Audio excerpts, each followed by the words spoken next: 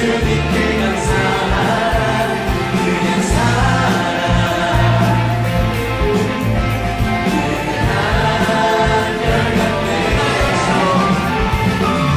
그날이 올수록 기뻐하라 그날을 볼수록 감사하라 주의 날이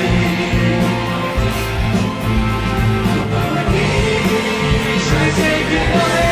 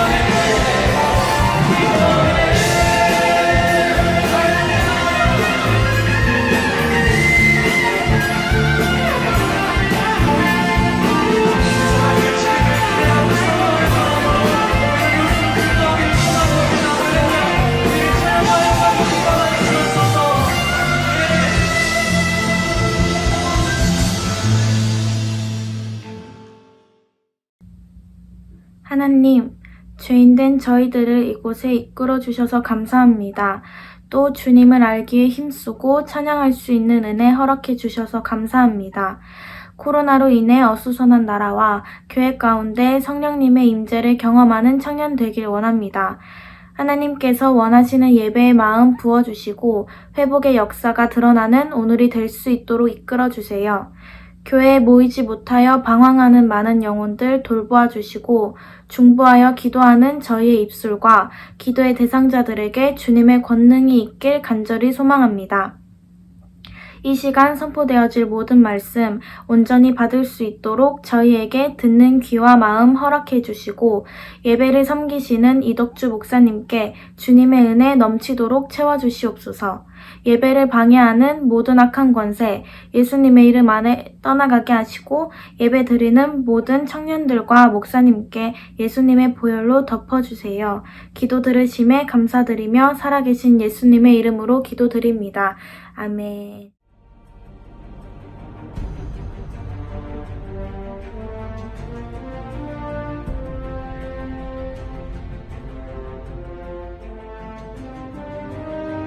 내가 진정한 예배를 드리고 있지 않다?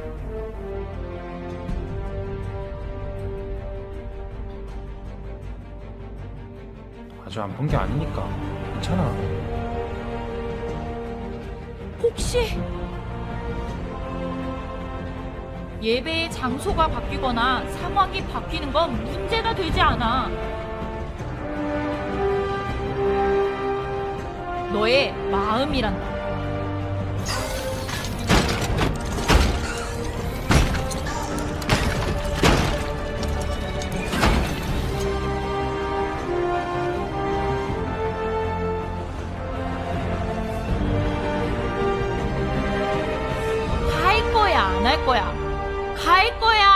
거야?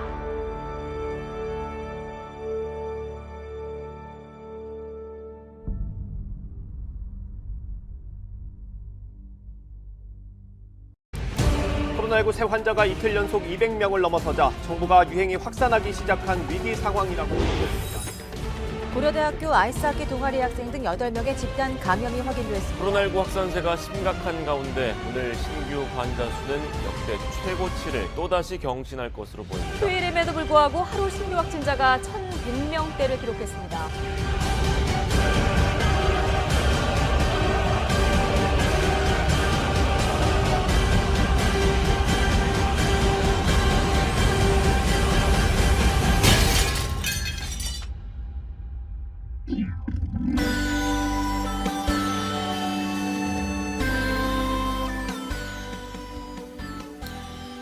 재빈.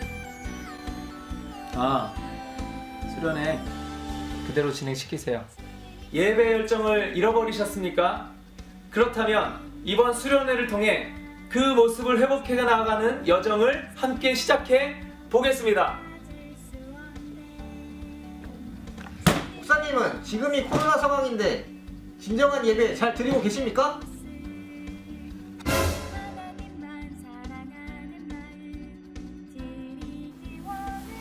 역시 밥은 이렇게 찌어야 돼. 맞죠.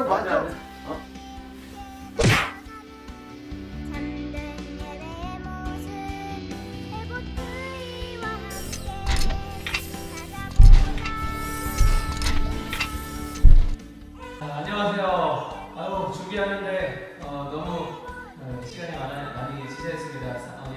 예정 시간보다 30분 늦게 시작하게 돼서 일단 먼저 양해를 구합니다. 우리 청년대학교 여러분 다들 잘 지내셨나요?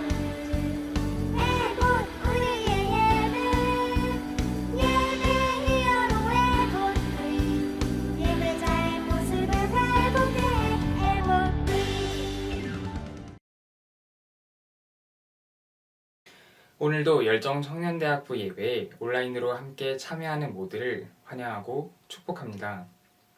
새가족 교육 일정은 코로나19로 인해 3월로 연기되었습니다. 새가족 대상자는 3월 7일에 1주차 새가족 교육을 진행하도록 하겠습니다. 2월 21일까지는 청대부 유튜브를 통해 온라인으로 드려지며 2월 28일부터는 현장 예배가 재개됩니다. 성경 난제 탐구는 2월 18일 목요일 저녁 8시에 유튜브를 통해 진행됩니다. 방금 본 수련회 홍보 영상처럼 2021년 겨울 수련회는 2월 21일부터 23일 거룩한 준비라는 주제로 유튜브 스트리밍과 줌으로 동시에 진행될 예정입니다. 예배가 끝난 후 마을장님에게 꼭 신청 부탁드립니다.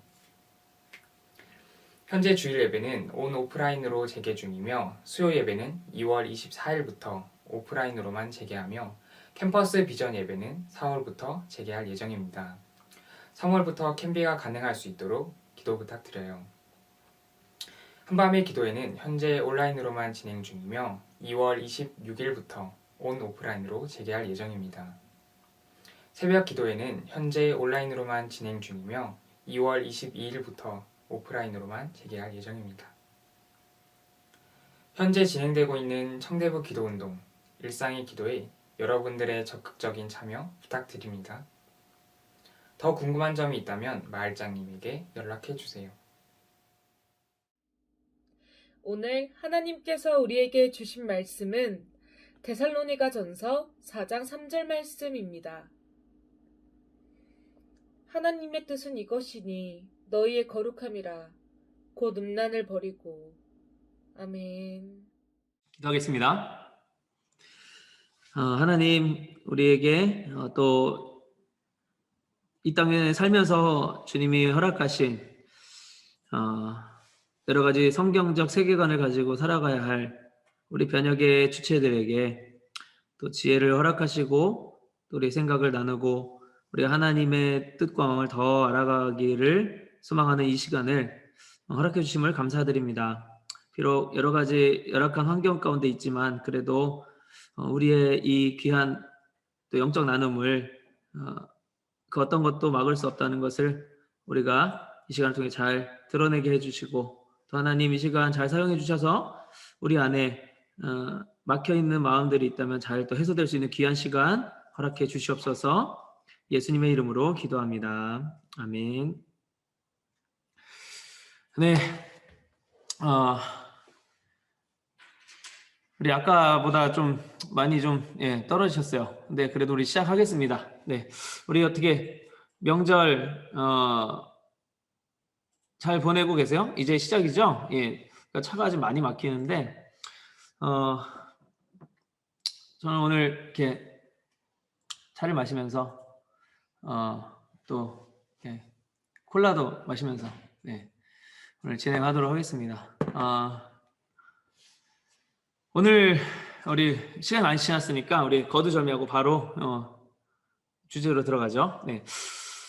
여러분들이 가장 관심이 많은 분야라고 들었어요.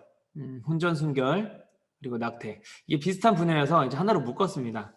우리 지난주에는 썼던 대로 올리브 블레싱 우리 교회 전체가 같은 본문으로 7개 우리 7대 개혁 과제의 주제들을 함께 말씀을 나눈 시간이어서 한 주 좀 쉬게 됐고요.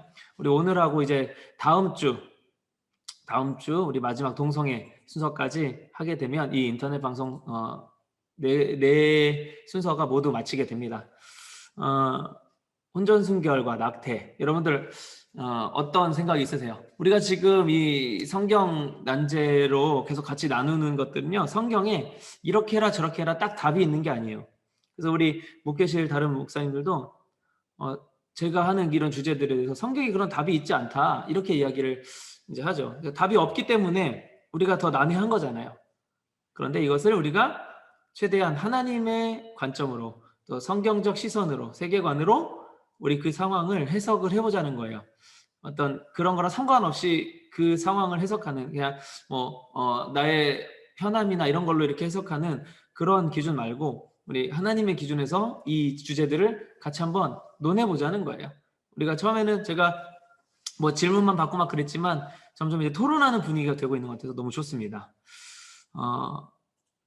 먼저 우리 저의 이제 혼전순결과 낙태에 대한 관을 좀 한번 말씀드리고 싶어요.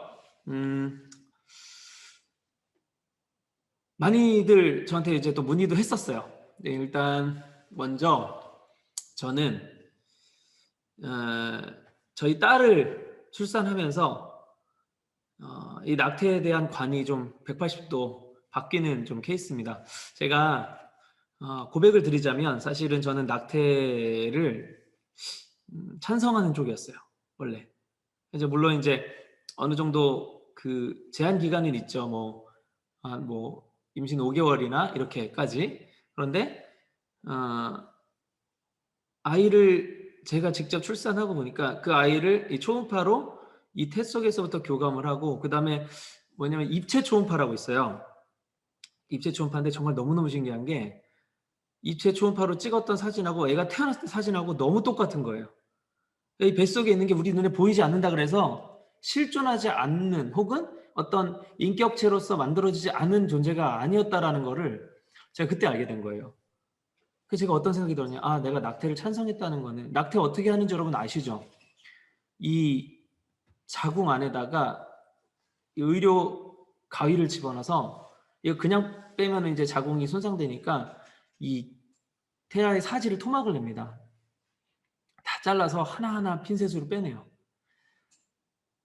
제 아이를 제가 그렇게 토막 내도 괜찮다, 그걸 찬성한다라고 생각했다라는 거예요. 그런 생각이 드니까 제가 막 그런 생각을 가졌던 제가 이렇게 역겨울 정도로 막 너무 그때 자괴감에 빠지고 그랬던 적이 있었습니다. 그래서 지금은 낙태를 반대하는 쪽이고요. 그 다음에 혼전순결하고 낙태하고 이렇게 연결이 될 수밖에 없는 이유가 있어요. 그러면은 원치 않는 임신, 자기가 잘못하거나 그러지 않았는데 생긴 그런 아이에 대해서 이 여성들이 어떻게 해야 되느냐. 그 여성 인권하고 또 막 연결되잖아요. 저는 그래서 사회가 좀 변해야 된다고 생각하는 게 그렇게 생길 수 있어요. 그런 아이를 낙태하지 않고 잘 출산할 수 있는 사회 분위기가 만들어지면 사실은 그게 좀 쉽지 않죠. 출산해서 사실은 입양의 제도를 저는 잘 활용을 해야 된다고 생각해요. 직접 키울 수 없다면. 그냥 무조건 상황도 안 되는데 미혼모가 이렇게 키우거나 그렇게 됐을 때 그 아이도 불행해질 수 있거든요.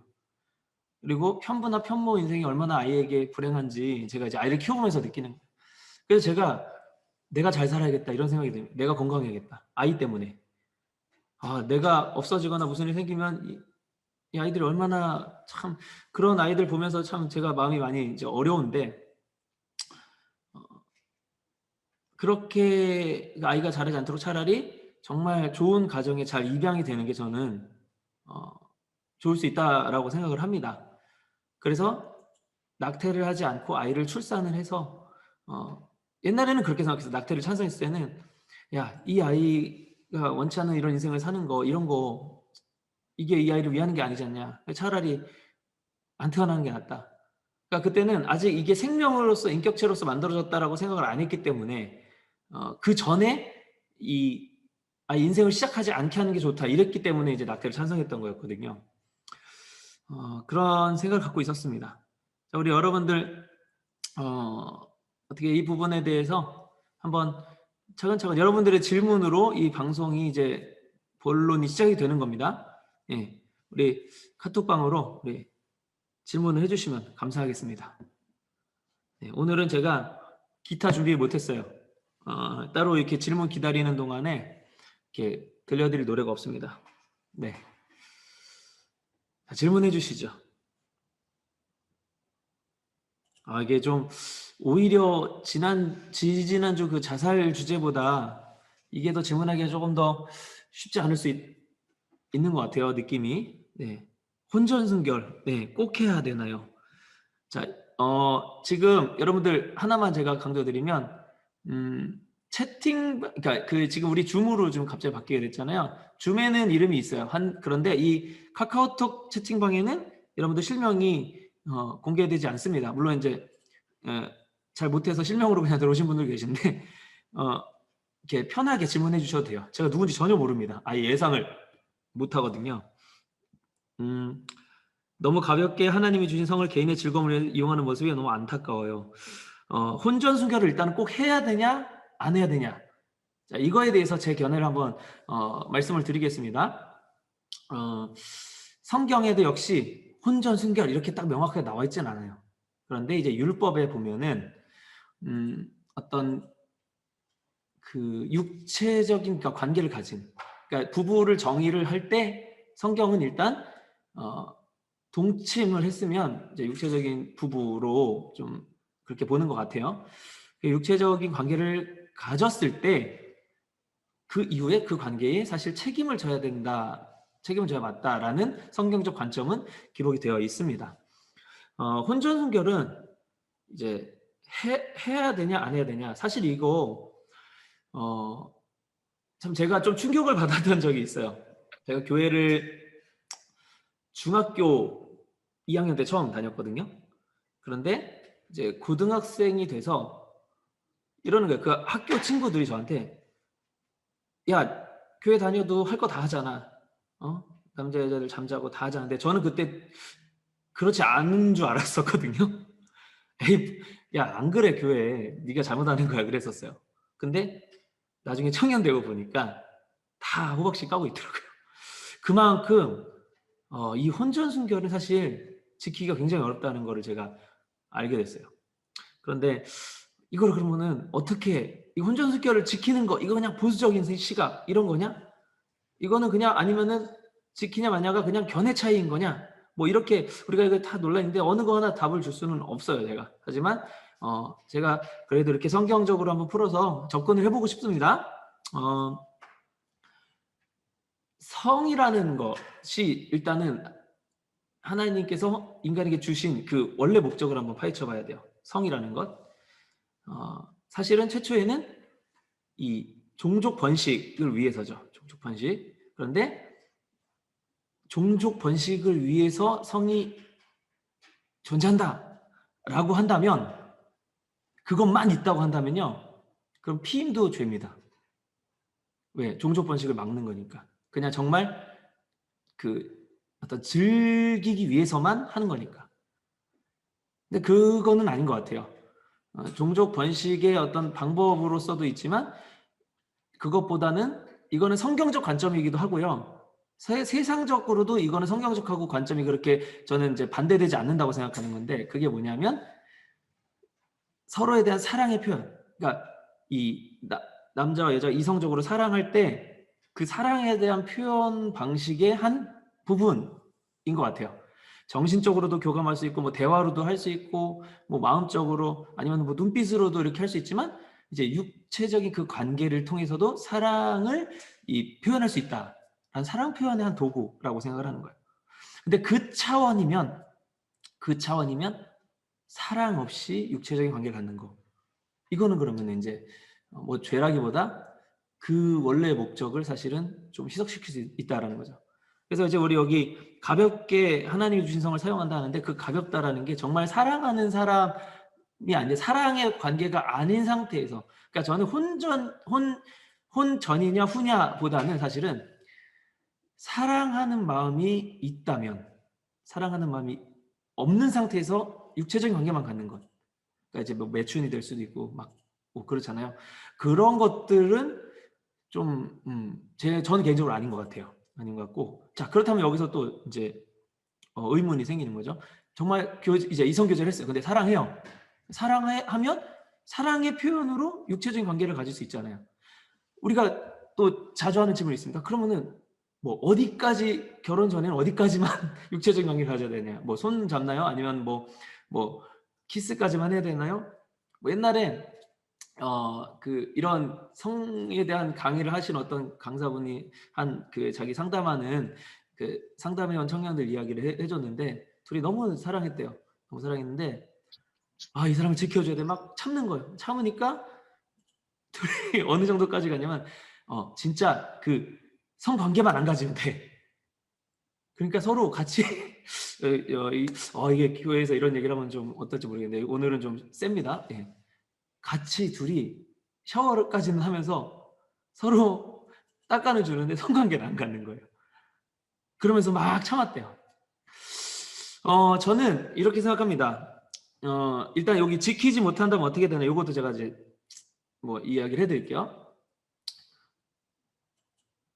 왜 혼전과 후로 이게 나눠지느냐, 제 생각은 일단 결혼이라는 제도는 결혼이라는 제도부터 우리가 본다면, 결혼이라는 제도는 인간이 만든 것 같지만 사실 하나님이 만드신 제도예요.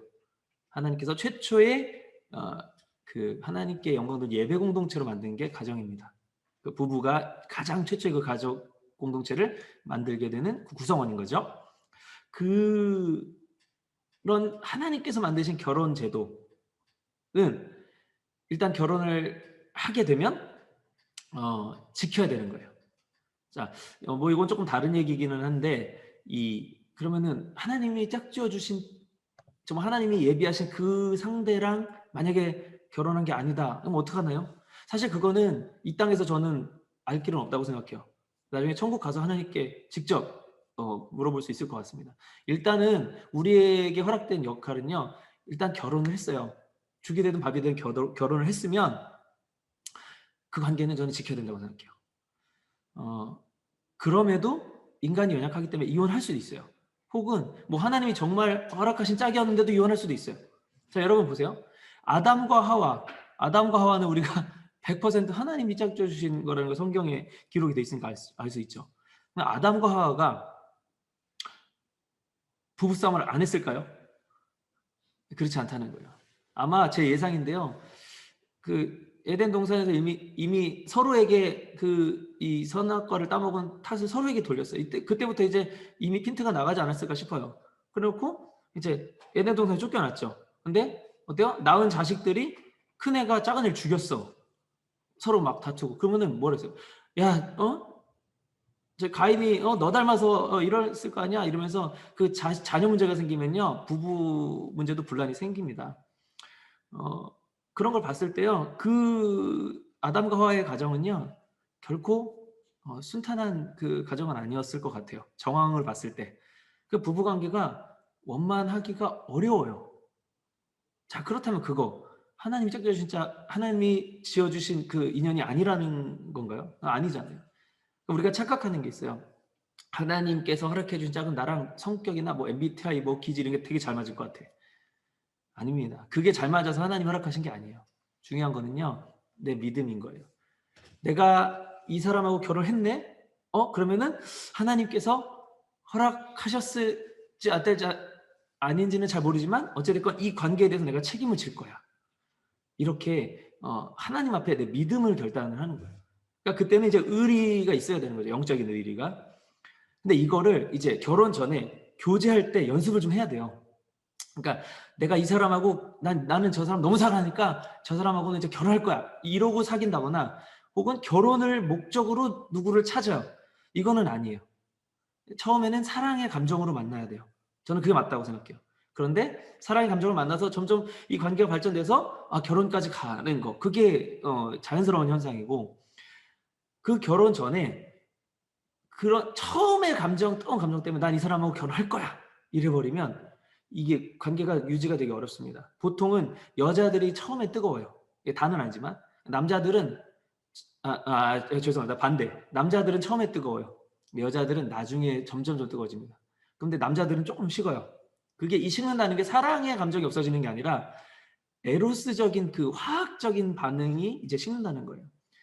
그렇게 되면은 그 다음에는 이제 관계가 좀 친구 같고 이런 어떤 필레오적인 그 사랑의 관계로 점점 이제 전환이 되는 거거든요. 근데 그게 사랑의 어떤 방식이 바뀌는 거지 사랑 자체가 없어지는 건 아니에요. 근데 이제 에로스적인 게 없어지면 사랑이 식었다 이렇게 오해를 하기도 하는 거죠. 근데 어찌됐건 사랑으로 시작을 해야 되고 그 관계를 내가 결혼을 장담하고 만나면 조금 제가 답이 없는 것 같아요. 그거는 정말 이제 쭉 지내보면서 길게 보면서 이 관계에서 진지하게 생각하면서 결혼을 생각해야 한다고 생각합니다. 또 반대로 난 이 사람하고는 그냥 재미만 보다가 그냥 조금 즐기만 하다가 헤어질 거야 이런 거라든지 아니면 좀 만나봤는데 안 맞아. 그러면은 이 사람은 나랑 내 짝이 아니네. 그리고 쉽게 그 관계를 포기해요. 그러니까 이별하는 거죠. 결혼했을 때는 결혼하고 나면 이제 그게 안 되는 거예요. 뭐 물론 지금은 뭐 간통죄나 이런 게 뭐 이 세상법적으로는 없어졌지만 결혼 관계에 대해서는 난 의리를 지켜야 된다고 본다라는 거 했을 때 결혼 전에 만나는 이성교제에 대해서 결혼 후에 그 관계를 쭉 유지하고 책임을 져볼 수 있는 연습을 좀 하는 건 난 좋다 이런 생각을 해요. 자, 그럴 때 이제 거기서 이제 성이 이제 관련이 되는 겁니다. 야, 그러면 이걸 어떻게 하냐? 결혼 전에는 장담을 못 해요.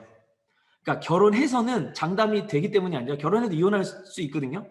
하지만 그때 하는 이혼은 이 성경이 율법적으로 이혼을 안 하는 게 좋지만 부득이하게 하게 됐을 때는 어떻게 한다 이런 이제 율법들이 있어요. 그러니까 이혼 자체는 저는 이제 성경적으로 안 하는 게 좋은 거라고 봐요. 근데 어찌됐건 결혼을 했을 때는 안 헤어진다라고 일단은 가정을 했을 때 그럼 결혼 전에 만나는 그 관계에서는 헤어질 수도 있잖아요.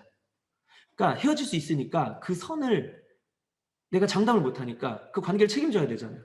그러니까 이 혼전의 순결을 지키는 게 그래서 좀 필요하지 않나 이런 생각이 드는 거예요. 근데 그럼에도 불구하고 정말 사랑해서 관계를 가졌어. 저는 그러면은 그 관계에 책임을 지는 선에서 결혼을 하는 게 좋다고 생각합니다. 이게 저희 혼전 순결에 대한 어떤 그 좀 선이고요. 그냥 뭐 하지 마라 딱 이렇게 자르는 거는 너무 좀 천편일률적인 것 같아요. 예, 그 사이에 이제 질문이 이야기가 좀 많은데 개인적으로 하나님이 예배해 주신 짝이 따로 정해져 있다고 생각하지 않는데 정해 주신 짝이 있다는 성경 구절이 있나요? 자, 이것도 따로 정해 주신 짝이 있다는 구절은 없어요. 그런데 저는 그 어떤 그 하나님의 섭리의 전반적인 그 관점, 세상의 모든 역사는 하나님의 주관하에 돌아간다. 그거는 성경적이거든요. 그래서 히스토리, 그의 역사, 히스토리의 단어의 어원이 그거거든요. 하나님의 역사, 인류의 역사가 하나님의 역사예요. 그러니까 우리의 시간관념은 과거, 현재, 미래지만 하나님은 그런 개념이 아니세요. 그러니까 차원수 자체가 다른 거예요. 그러니까 우리가 그거를 지금 이 시간에 지금 우리 이 세상에서의 그 차원의 세계에서의 그 시간관념으로 이해할 수가 없는 부분인 거죠. 그렇다면은 하나님께서는 이미 모든 역사를 주관하고 계시고 모든 사람 관계를 주관하고 계신 거예요. 어떻게 될지 몰랐다 이런 게 없는 거예요. 자, 그런 차원에서 봤을 때 인간 관계도 다 하나님께서 인연을 맺어 주신 게 있다라고 보는 거예요. 그리고 그 대표적인 관계가 아담과 하와일 수 있다라는 거죠. 그런 차원에서 저는 그렇게 성경적으로 좀 해석을 해보는 편입니다. 누가 됐든지 사랑하고 평생 하나님 함께하기로 약속했다면 누군지 하나님 맺은 짝이라고 생각해요. 그러니까 이 생각이요. 그렇게 됐는데도 사람이 죄성 있잖아요. 그러니까 하나님이 그렇게 정해줬으면 그 생각이 계속 쭉 있으면 사실은 우리가 죄랑 싸울 필요가 없잖아요. 그러니까 그것 때문에 싸우는 거예요. 하나님이 주신 생각이다라는 어떤 내 안에 믿음 이런 걸로 나아가야 되지 않을까 싶습니다. 최근 헌재에서 낙태죄를 헌법 불합치 결정을 내리면서 당장은 낙태는 우리 삶에서도 죄이지만 앞으로 낙태죄가 개정된다면 앞으로 어떻게 변해야 되는지 또한 어디서부터 언제부터 태아를 하는 인격죄로서 임산부의 권리보다 태아의 인간의 존엄성을 지켜야 하는지 제 생각이 궁금하다고 합니다. 자, 아까 서두에 제가 잠깐 말씀을 드렸죠. 이거는 그 자기 자신을 속이는 행위가 될 수 있는 것 같아요. 뭐냐면 나는 그래 뭐 예를 들면 3개월부터만 인간으로 보겠어. 그럼 3개월 전에는 낙태를 해도 돼. 이거는 뭐냐면 이게 태아가 인간으로 생각은 드는데 낳고 싶지는 않아. 지금 책임질 수는 없어. 라는 부분이 서로 상충되기 때문에 부딪히기 때문에 어떤 선을 딱 결정하려고 하는 게 아닌가 싶어요. 사실은 사랑에서 그 사랑의 열매로 이 안에 그 생명이 잉태됐을 때는 저는 어떤 화학적인 생물학적인 그 어떤 시기보다는요 내가 이 아이의 존재를 인식했을 때 그때부터는 저는 이 아이가 하나의 인격체로 나한테는 온다고 봐요. 그거는 인간에 대한 교감이고요. 어떤 생명체에 대한 반응인 것 같아요. 근데 그게 태아가 생겼네? 근데 아직까지는 인격체가 내가 정한 관점은 3개월까지 인격체가 아니야. 그러니까 낙태해도 돼. 이거는 자기를 속이는 것 같다는 거예요. 저는. 이미 그 생명체의 존재를 안 이상은 저는 인격체로 받아들여야 되지 않을까 이런 생각이 듭니다. 그래서 언제까지는 해도 되고 안 한다 이거를 딱 정하는 거가 조금 그 생명체에 대해서 어찌됐건 좀 부담이 돼서 혹은 내가 책임질 수가 없어서라는 이제 그런 어려움 때문인 것 같아요. 근데 이런 부분들도 다 사실은 이해는 합니다. 이게 이해가 안 되는 건 없어요. 왜? 특히 이 사회가 어때? 남성 중심으로 굴러가는 이 사회잖아요. 그러니까 여성들이 그런 애로사항을 사실은 그렇게 함부로 얘기할 수는 없는 겁니다. 아이가 딱 생겼을 때. 근데 한편으로 그러니까 남성들은 어떻게 생명인데 무조건 그럴 수 있어 이런 식으로 그냥 유교적으로 막 접근하는 거 그것도 저는 아닌 것 같은데 그러니까 사회 인식이 변해야 되는 거예요. 사랑해서 혹은 실수로 인간이 실수하잖아요. 이렇게 생길 수 있어. 근데 이후 열을 막론하고 생긴 그 생명체에 대해서 어떻게 우리가 존중을 해야 되느냐. 생명의 주관을 누가 하느냐. 이건 우리 많이 알잖아요. 좀 보수적인 신앙원에서는. 그 생명을 우리가 대하는 우리의 시각인 거예요. 그냥 역지사지예요. 내가 그 태아가 됐다고 생각해 보세요. 근데 예를 들어서 그때의 기억을 우리가 지금까지도 갖고 있다 생각해 보자는 거죠. 우리의 기억이 언제부터 존재를 하는 것인가. 저는 가장 어릴 때 기억이 지금 남아있는 게 4살 때 그 가위 눌린 기억이 하나가 아직 남아있거든요. 그러면은 기억이 아직 기억이 안 될 때는 그냥 아무렇게나 대해도 되고 그게 아닌 거잖아요. 그 사람이 인지를 하느냐 안 하느냐로 그 사람을 대하는 기준이 바뀌는 게 아니듯이 태아가 존재하는 때부터 그럼 그 인격과 정신은 언제부터 생기느냐. 생물학적으로는 그게 명확하게 그러면은 발견이 되느냐. 그것도 아니잖아요. 그렇다면은 우리가 인지하는 순간 그 태아는 사실은 나에게는 인격체가 되는 거예요. 제가 저희 자녀들을 처음에 가졌을 때 그랬었어요. 그러니까 제 생각이 절대적이라고 확신할 수는 없습니다. 그렇지만 저는 적어도 그랬었다는 거예요. 네, 쉽지 않은 문제입니다. 중요한 거는요. 내가 하나님 앞에 떳떳하냐 떳떳하지 못하냐. 이거는 자기 자신은 알 거예요. 자기 자신 알 수 있을 겁니다. 예. 성령께서 찔림을 주시니까. 혼전순결의 기준이 무엇이라고 생각하나요? 혼전순결. 자, 이거는 아까 전에 그러면 어디까지 스킨십이나 이런 게 어느 선까지 돼야 되냐랑 조금 연결이 저는 되는 것 같아요. 혼전순결의 기준. 혼전순결의 기준은 저는 뭐 그냥 말 그대로 결혼 전에는 아예 이 육체적 관계를 갖지 않는다. 이 단어 자체는 그런 기준을 거기 이제 들어있다라고 보는데 어떤 의미적으로는 내가 이거는 그 그 상대와의 관계가 아니라요. 나와 하나님과의 관계에서 내가 하나님 앞에서 하나님 이런 건 죄예요? 아니면 이런 건 내가 안 했으면 좋겠어요? 라고 하나님께 만약에 여쭤본다고 했을 때 하나님께서 그래 네가 이런 거 참기 어려운 건 알지만 그래도 내가 너의 그 상대 이성도 사랑하는 존재다. 그러니까 조금 뭐 그래서 아껴줄 수 있겠냐라는 마음을 주셨다 했을 때 하나님 앞에서 내가 네 이건 한번 지켜보겠습니다. 이렇게 갈 수 있다는 하나님께서 오케이 너 사랑하니까 결혼 전에 마음껏 이 육체적 관계 가져. 이렇게 말씀을 만약에 하셨다 하면은 저는 할 말 없어요. 근데 성경적으로 봤을 때 하나님이 그렇게 말씀하실 분이실까? 우리가 아는 하나님이 그거 보자는 거예요. 네. 유럽에서 결혼이 아닌 동거법이 시행된다. 혼인하지 않고 아이를 책임감 있게 키우는 유럽의 문화에 대해서 어떻게 하시나요? 이게 사람이요. 참 연약합니다. 어떤 강제적인 그러니까 이 땅에서 우리의 지금 타락한 죄성으로 봤을 때 뭐 어떤 강제적인 장치가 사실 없잖아요. 그러면은 이거를 사실 의지적으로 지킨다는 건 솔직히 쉽지 않아요. 하면 할 수는 있을 수도 있어요. 그럼 그거 실제적으로 결혼한 거죠. 동거가 아니라. 끝까지 간 건 그건 결혼이라고 보는 거예요.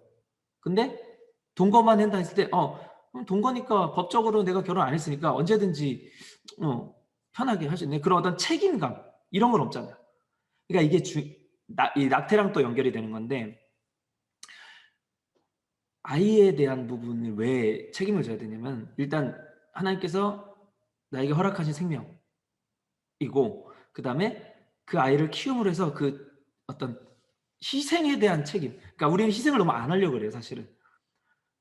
뭔가 이렇게 같이 가는 것보다 내가 중요해. 그러니까 하나님도 나를 위해 설정돼 있어요. 하나님께서 나를 사랑하시니까 내가 이러하는 거 사랑의 하나님이고 용서 하나님인데 다 허락하시겠지. 근데 그렇게 해서 제가 지난주에도 설교했지만 막 아픈 암에 걸려서 나 그냥 죽고 싶어요. 죽게 해주세요라고 기도하는 어떤 자녀에게 오케이 안락사 시켜줄게 이렇게 응답하시는 게 하나님의 뜻은 저는 아니라고 보거든요. 어떻게든 끝까지 옳음을 위해서 싸워나가는 게 하나님의 뜻이에요. 그리고 그게 우리를 괴롭게 하려는 게 아니에요. 그게 근본적으로 우리를 위하는 거니까. 당장 우리가 괴롭지만. 우리가 자녀를 훈육할 때 너무 당연한 거예요.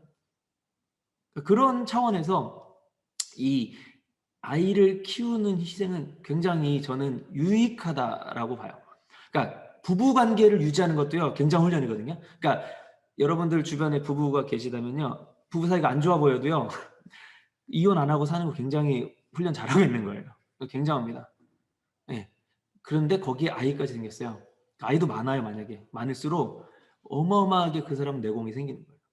제가 예전에 제 형한테 아는 형한테 이런 얘기를 들었어요. 그 형은 이제 저보다 결혼을 늦게 했는데요. 그 형은 굉장히 저를 어린애 취급하던 형이에요. 근데 제가 결혼 이후에 그때 아직 아이가 태어나지 않았을 때였을 거예요. 태어났을 때였나? 오랜만에 만났는데 야, 너 되게 어른 된 것 같아. 왜 뭔가 이렇게 그런 어른의 포스가 있어. 이렇게 얘기를 하더라고요. 그런 거예요. 그만큼 사람을 대하는 이게 그릇이 커지는 것 같아요. 저도 모르는 사이에. 예. 그래서 이제 사실은 그 동거만 하더라도 그런 이제 책임 의식을 갖고 있다면, 근데 이제 그 책임 의식이 약하니까 우리는 이제 제도를 만들어서 우리 스스로를 어떻게 보면은 좀 이렇게 하는 거죠. 그러니까 율법이라는 게 왜 있어요? 규칙, 법 이런 게 왜 있어요? 사실 그거는 지키는 게 당연한 거예요. 사람 안 죽이는 거 당연해요. 살인하지 말아야 되는 게 당연한 건데 살인하지 말라는 법이 왜 있어요? 살인을 하니까 하지 말아야 된다는 거를 모르는 사람이 어디 있어요? 그런 거거든요. 그러니까 우리가 알지만 못 지키니까 그걸 법으로 정해놓은 거예요. 왜? 우리는 죄성이 있으니까. 저는 어떻게 보면 결혼이라는 제도도 그래서 필요하지 않나. 책임의식. 이게 굉장히 심리적으로 큽니다. 결혼을 했냐 안 했냐가. 네. 이미 잃고 신앙을 가졌을 때는 하나님도 이해해 주실 거예요. 이미 잃었다는 거가 순결을 잃고, 그렇죠. 그러니까 혼전 순결을 못 지켰다고 해서 지옥 가는 거 아니에요. 이거는 온전히 회개했다면, 그러니까 저 같은 경우랑 비슷한 거예요. 저는 뭐 그런 건 아니지만 낙태에 대해서 찬성했던 제 과거가 굉장히 죄책감 때문에 너무 힘들었었거든요. 근데 지금 자유롭습니다. 근데 그런 생각을 했던 저 자신 자체를 부정하고 없애버린 건 아니에요. 계속 생각나요. 지금도 문득 내가 어떻게 이런 아이들을 그렇게 상상할 수 있었지라고 생각할 때가 많아요. 살짝살짝 그렇긴 한데 그 죄의식 때문에 제가 아무것도 못하고 나락으로 빠지고 그러진 않아요. 그러니까 죄의식은 이때 죄책감으로 내가 오히려 부정적으로 나아가서는 안 되는, 그거는 이제 마귀가 하는 일입니다. 그래서 당연히 하나님도 이해하신다라고 저는 대답을 해드릴 수 있습니다. 성경에서의 간음하지 말라 말씀에서 간음의 의미. 자, 요거 좀 질문 좋습니다. 간음의 의미는 일단은 예수님께서 말씀하신 거 생각으로만 해도 간음이에요. 그런데 이거 제가 지지난 순서 때 자살인가? 그때 자살할 마음 이거 하면서 한번 얘기했던 것 같아요. 생각을 불어넣는 영적 존재는 성령 아니면 사탄. 제 둘이라고 했죠. 근데 이 간음이라는 생각은 성령님이 주신 생각 당연히 아니에요. 마귀가 준 생각이에요. 근데 그 생각 자체가 훅 들어오는 건 어떻게 할 수가 없는 거예요. 근데 이 생각을 이거는 그냥 내 안에서 든 생각이야 해가지고 그것에 대해서 뭔가 행동을 해요. 뭐 예를 들어서 음란물을 본다든지, 그러니까 다른 사람의 피해를 주는 행동을 하진 않았다 하더라도 나 혼자서 죄를 지었어. 그런 것들에 대해서 내가 이 부분에 하나님 앞에 찔림이 있어. 이게 뭐냐면요, 하나님 대면 의식이거든요. 자, 하나님께서 계속 나를 보고 계셔. 옆에, 그러니까 누가 한 명이 있는 거예요. 근데 아무도 없는 상황에서 나 혼자 하는 그런 행동이 누가 봤을 때도 편한 행동은 별로 없잖아요. 근데 하나님이 보고 계시다. 하나님은 의식하는 거예요. 그랬을 때 내 행동이 어떻게 달라질 수 있는지 그걸 한번 점검받을 때 이게 달라진다 그러면 혼자 있을 때 행동은 내가 죄책감에 찔림이 있는 거예요. 그렇게 저는 보면은 좀 좋지 않을까. 그래서 간음은 생각은 들어올 수 있어요. 근데 그 생각을 픽스하는 순간 그거는 내 생각이 되는 거예요. 그래서 예수님이 말씀하신 생각만으로도 죄다라고 했던 건 저는 그 영역으로 보는 겁니다. 이거는 제 사견이. 왜냐, 생각 자체를 아예 안 할 수는 없어요. 생각은 불가항력적으로 들어오는 거거든요. 근데 그 생각이 내 생각이 되면 지난번에 가룟 유다가 자살한 것처럼 예수님 팔은 것처럼 죄를 짓게 되는 거예요. 죄된 행동으로 나타나게 되는 거예요. 그 행동이 진짜 어디 가서 성추행을 했다든지 아니면 그런 거죠. 그리고 누구한테 피해는 안 주지만 음란물을 봤다든지 이렇게 되는. 그러니까 음란물을 보는 것도 죄냐 아니냐 저렇게 지금 단언할 수는 없습니다. 저는. 하지만 본인이 하나님 앞에 찔린다 하면은 그거는 성령님께서 주시는 찔림이 아닌가, 저는 이렇게 보는 거죠. 성폭력으로 인한 강제적인 원치나 임신에 대해서 낙태죄로 자기결정권을 침해받는 경우, 또 헌법 속 인간의 존엄성, 하나님이 주신 소중한 생명을 해치는 것과 대립을 이루는 경우 성경적으로 어떻게 풀어할까요? 이거는 굉장히 보편적인 변혁의 이 태도를 이야기하고 있어요. 그러니까 이 문제뿐만이 아니라요, 하나님의 법과 세상의 법이 부딪히는 상황에서 우리는 이 세상에 살고 있고 하나님께서는 이 세상 권위에도 순복하라 이렇게 말씀하셨어요. 그거 제가 술, 담배 이야기할 때 한번 했던 것 같아요. 주기철 목사님의 이야기. 이건 제가 설교 때도 한 2번인가 예를 들었었어요. 예.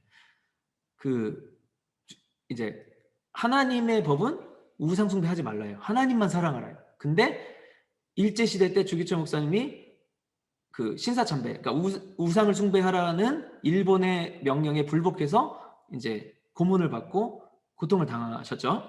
근데 그 대립할 때 하나님의 법을 지키게 되면 그때 당시에 세상은 일제시대였으니까 그 세속의 법을 못 따르게 되는 거고, 세속의 법을 따르게 되면 하나님의 법을 어기는 거예요. 뭐 어떻게 하는 게 지혜로운가? 이런 거 있잖아요. 부모님께서 믿지 않아요. 교회를 다니지 말라. 근데 부모님께 효도하는 거, 그 부모님한테 효도하는 건 교회를 안 다니는 거야. 근데 그럼 하나님을 못 섬기죠. 하나님을 먹이는 거예요. 근데 하나님께서는 부모님께 네 부모를 공경하라, 부모님께 순종하라 이러셨어요. 어떻게 해야 되느냐? 주기철 목사님 같은 경우는 이렇게 하신 거예요. 그러니까 지혜죠. 먼저는 우선되는 법인 하나님의 법을 먼저 따라요. 그러니까 우상숭배 안 해요. 그래서 일제의 그 법을 어겼어요. 근데 그 법을 어긴 게 하나님 법을 따랐으니까 난 잘못하지 않았어 이러고 그 법에 대한 벌을 안 받으려고 도망간 게 아니라, 오케이, 내가 니네 법은 어긴 거니까, 법은 어긴 거니까 벌은 받을게 해가지고 그 고문 받는 거를 당당히 받으신 거예요.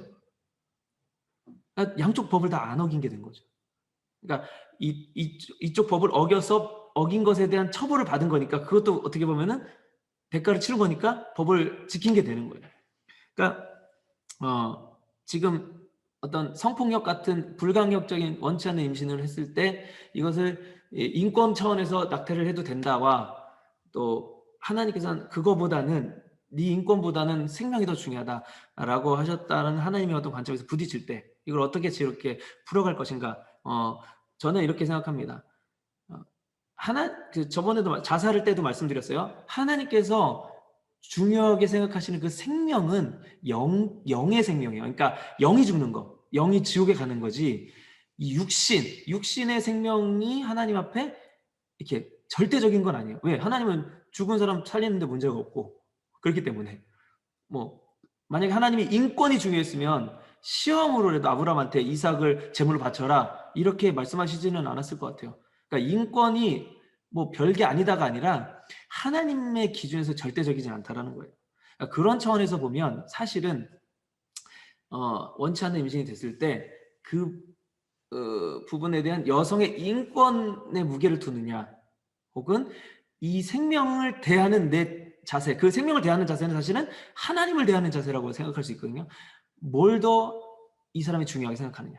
근데 이거는 사실은 그 당해보지 않은 사람은 이렇게 쉽게 얘기할 수 없는 거죠. 근데 그럼에도 원론적으로 말씀을 드리자면 하나님을 대하는 자세가 당연히 더 중요한 거잖아요.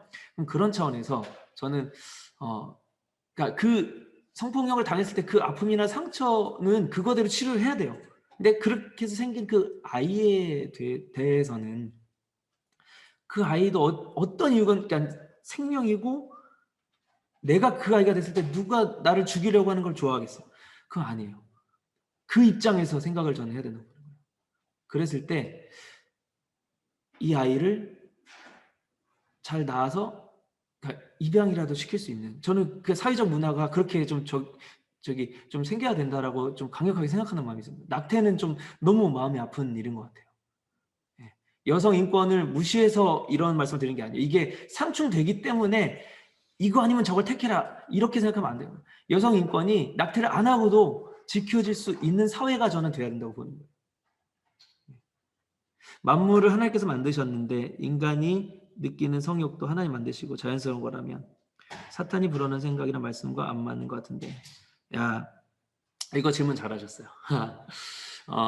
하나님께서는요 인간에게 모든 복을 주셨거든요. 제가 이거 작년 5월에도 한번 설교한 적이 있는 것 같아요. 하나님께서 인간에게 노동도 축복으로 주셨어요. 복으로. 그리고 출산도 복으로 주셨어요. 이게 창세기 15장, 창세기 3장 16, 17절에 나와 있거든요. 근데 인간이 죄를 지면서 타락하면서 하나님께서 축복으로 주신 것들이 저주로 돼버렸어요. 그러니까 노동도 에덴 동산에서도 노동이 있었다라고 봐요. 학자들은 어떤 노동이냐, 뭐 동산 관리하고 다스리라, 그 동물들 이렇게 맡겨진 그 생물들에서 다스리라, 이거를 이제 노동으로 이제 봅니다. 그때 노동은요 생존을 위한 그 목숨을 건 그런 처절한 노동이 아니었어요. 노동 후에 보람을 느끼고 희열을 느낄 수 있는 그런 복으로서의 노동이었어요. 출산도 마찬가지고. 그런데 그게 이 타락하면서 고통이 돼버렸어요. 하나님이 주신 축복인데 고통이 돼버렸어요. 이게 지금 타락한 세상에서 돌아가는 원리예요. 똑같습니다. 성욕도요. 하나님께서 최초에 그 남녀가 사랑하기 위한 도구로 허락하셨고 또 이 자선 번식으로 도구로 긍정적인 도구로 사용을 하셨는데 이게 죄로 타락하면서 부정적인 욕구로 되어버렸어요. 근데 성욕 자체는 사랑의 마음인 거거든요. 근데 우리가 사랑을 느끼지 않아도 성욕만 느낄 수 있잖아요. 그게 이제 그 타락해서 나타난 인간의 죄성으로부터 오는 성욕이다. 저는 이렇게 생각을 합니다. 네.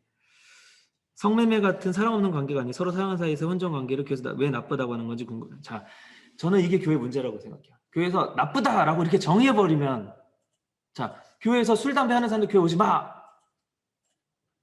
동성애자들, 뭐 다음 주에 얘기했지만, 교회 오지 마! 이래버려요. 그냥 막아버려요. 근데 이 모든 것들이요, 사실 다 죄거든요. 근데 우리 안에 모양만 다르지 다 죄예요. 다 죄를 져요. 그리고 심지어 더 큰 죄들을 짓는 사람이 있는데 권력이 있어, 돈이 있어, 힘이 있는 사람들은 또 정죄가 안 돼요. 일단 시간이 조금 우리가 많이 지나서 이 질문 마지막으로 제가 이제 마무리 좀 하겠습니다. 근데 그런 사람들은 이제 정죄를 안 해. 근데 일반 사람들, 그냥 혼전 관계 하는 사람들은 교회에서 나쁘다. 그러니까 근데 이제 어떤 차원에서 교회가 많이 못 배운 거죠. 제가 이제 엊그제 담임 목사님하고 이제 식사하면서 그 목회자들끼리 이런 얘기를 했어요.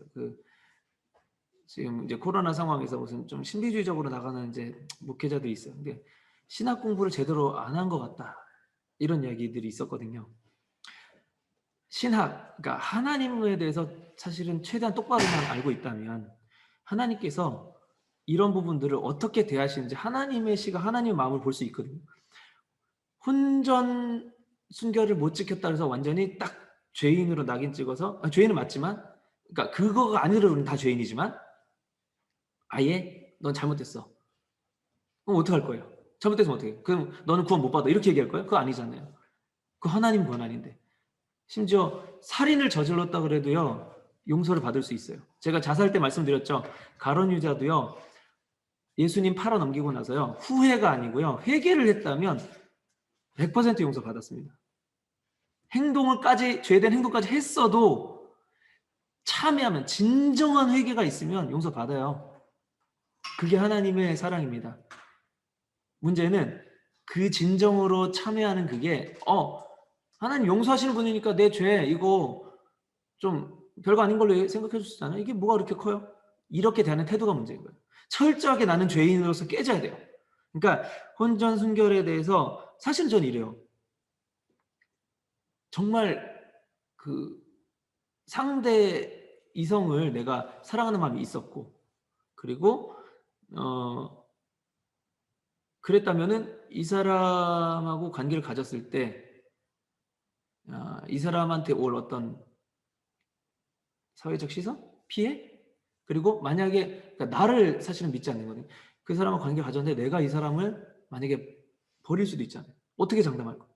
그랬을 때 이 사람을 정말 사랑하는 상황에서 그 상상을 한다면 너무 미안할 것 같아요. 그것 때문에 최대한 지켜보려고는 하지 않을까. 그 욕구가 안 든다는 게 아니라 그거를 이제 나쁘다고만 딱 정의하는 게 아니라 그 사랑의 마음 자체는 사실은 존중받아야 되는 거거든요. 그래서 이제 옛날에 이렇게 결혼을 그냥 빨리 시킨다든지 그러시는 부모님들도 계셨었던 것 같아요. 제 그 10대 때는. 차라리 저는 그게 나은 것 같아요. 그 이제 결혼하고 나서 바람피는 건 이거는 저는 성경적으로가 아니어도 저는 그거는 이 상대방에 대해서 정말 너무나 이제 실수 상처를 주는 거라고 생각해요. 특히 애가 생기면 그 애한테 너무 상처고, 바람피는 건 저는 그렇다고 생각해요. 예. 얼마 전에 어떤 청년이 그런 거 상담을 한 적이 있어요. 그런 부분에 대해서 나는 조금 자유롭게 생각하는 편인데 그거 어떻게 해야 되냐. 그래서 그때도 저는 이렇게 이야기를 했습니다. 이게 하나님 보셨을 때 어떻게 생각하냐, 그거 한번 생각해 보자. 그리고 그 상대방 배우자가 너랑 같은 생각을 갖고 있지 않을 텐데 그 상대방에게 주는 상처는 어떻게 할 거냐. 이걸 생각해 보자는 거예요. 사실 그게 있다면 그래서 이제 아주 고전적인 말이 결국에는 조금 맞는 것 같아요. 정말 사랑한다면 뭐 지켜줘야 된다 이런 거 이제 너무 이제 고리타분한 말 같은데요.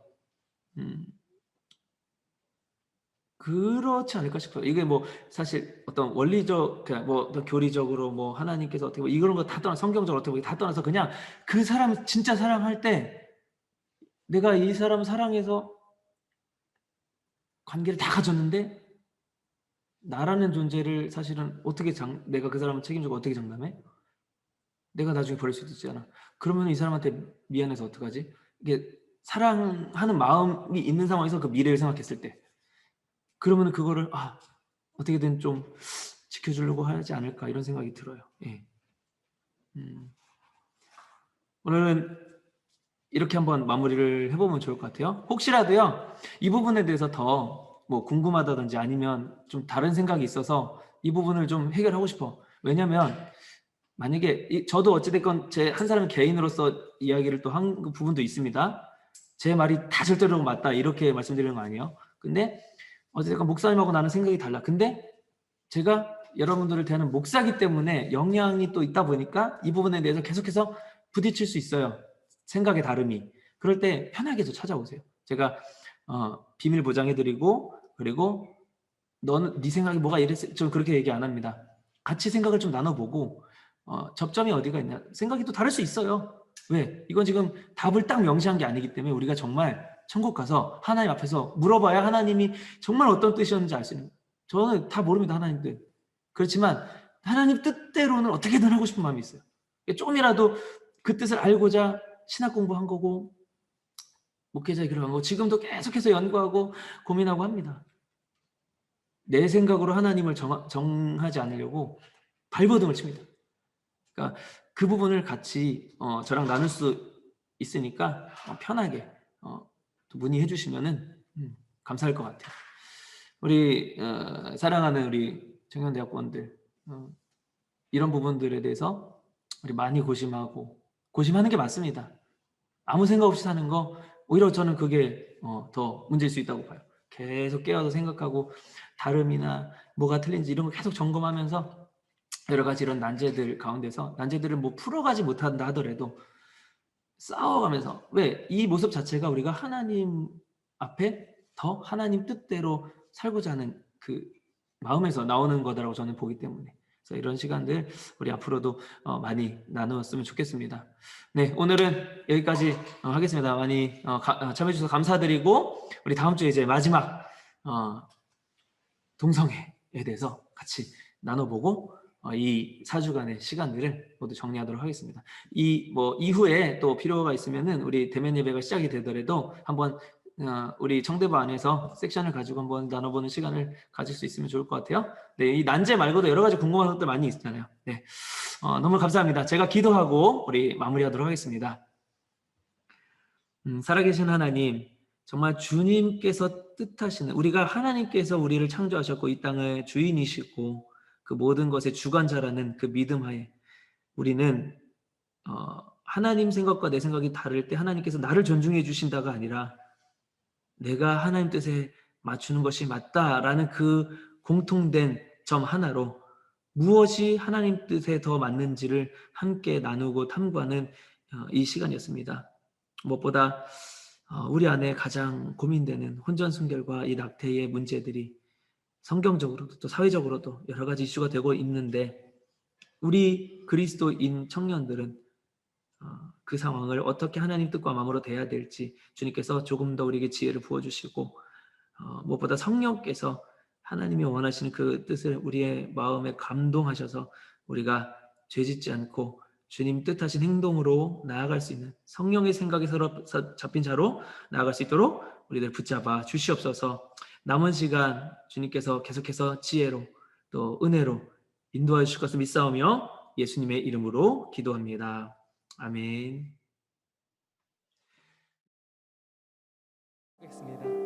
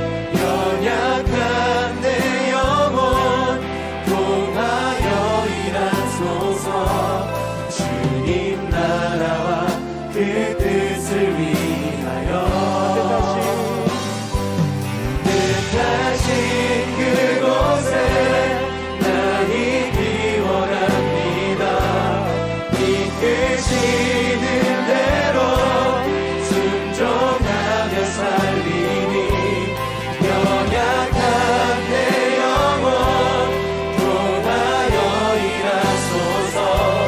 주님 나라와 그 뜻을 위하여 오 주님 나를 이끄소서.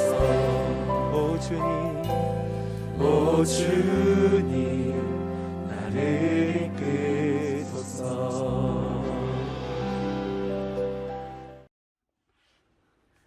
하나님, 오늘도 우리 주님 앞에 비록 비대면으로 이렇게 예배드리지만 주님 앞에 대면함으로 귀한 물질 또 올려드린 이 손길 하나하나를 좀 기억해 주시고, 하나님 그 드린 물질의 손길이 결코 헛된 손길이 되지 않도록 주여 복으로 임하여 주시옵소서.